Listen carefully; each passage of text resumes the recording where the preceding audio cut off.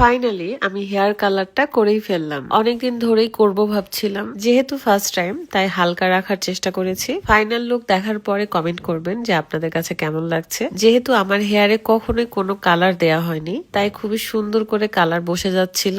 আমার প্রিয় মানুষটা সাথে ছিল তিথি আপু। আপু থাকলে ডাবল এক্সট্রা কেয়ার হয় আমার। 10 বছর ধরে আপুর পার্লারে আমি আসি, আর আমাকে নিজের বোনের মতোই দেখে। চলেন আমার লাইফের ফার্স্ট টাইম হেয়ার কালারের অভিজ্ঞতা আপনাদের সাথে শেয়ার করি। তিথিস বিউটি লঞ্চে এসেই দেখি একটা হেয়ার কালার করা শেষ, এন্ড এটার ফাইনাল লুক আমার কাছে খুবই ভালো লেগেছে। আমিও অনেকদিন ধরে ভাবছিলাম এরকম হেয়ার কালারই করব, তবে হালকা করে। তিথি আপুর পার্লারটা হলো রাজশাহী নিউ মার্কেট উপহার সিনেমা হলের অপোজিট পাশে, এক কথায় উমর প্লাজার গেট থেকে পশ্চিম পাশে। সো আমি একটু রাত করে এসেছি, আপু চলে যায় এবং আমি বসে পড়লাম।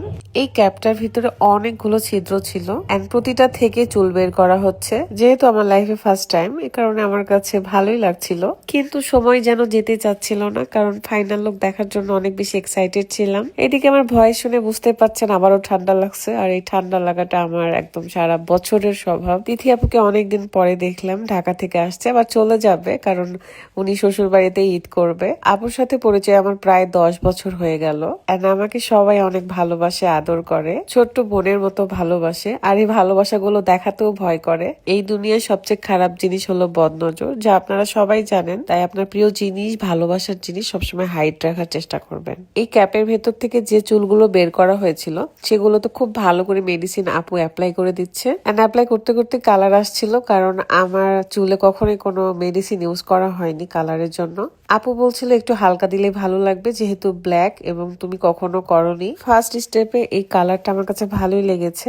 এখন পুরো চুলে মেডিসিনটা অ্যাপ্লাই করা হবে, একদম মেহেদির মতো দেখতে। আমি তো ভাবছিলাম যে মেহেদি দিয়ে দিচ্ছে। তারপর এটা আধা ঘন্টার মতো রেখে আমার চুলে ভালো করে শ্যাম্পুতে ওয়াশ করে ফেলে। আপু আমাকে বারবার বলছিল আমি যেন চুলের খুব ভালো করে যত্ন নেই, শ্যাম্পু করার পরে যেন মাস্ক ইউজ করে, সিরাম। আমার আর চিন্তা কিসের, আমি যদি বাসায় যত্ন নিতে নাও পারি, চলে আসি আপুর কাছে।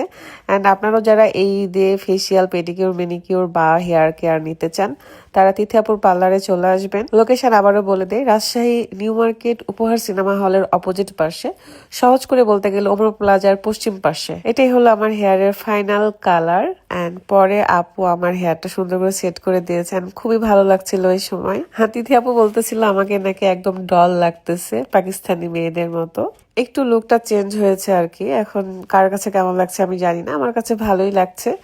আপনারাও কমেন্ট করে জানিয়েন আপনাদের মতামত। কালার করা চুল হয়তো কার্ল করলে অনেক বেশি সুন্দর লাগে, এন্ড স্ট্রেটও ভালো লাগছিল। আপনাদের কাছে কোনটা ভালো লাগছে অবশ্যই জানাবেন। অলরেডি 12:30 বেজে গেছে, রাত 12:30। তারপরও বাহিরে একটু বোঝা যাচ্ছে না যে এত রাত হয়েছে। এত বেশি ঈদের আমেজ, সবাই মার্কেট করানো ব্যস্ত। যাক, আমি অনেক খুশি, অনেকদিন ধরে এই কালারটা করতে চাচ্ছিলাম, ফাইনালি পেয়েছি। এই যে আপুর পার্লার থেকে বের হয়ে ওমর প্লাজার ওই যে বিল্ডিং। সো ভয়ে ভয়ে বাড়িতে ঢুকলাম, এন্ড দেখি সবাই খাওয়া দাওয়া করতেছিল।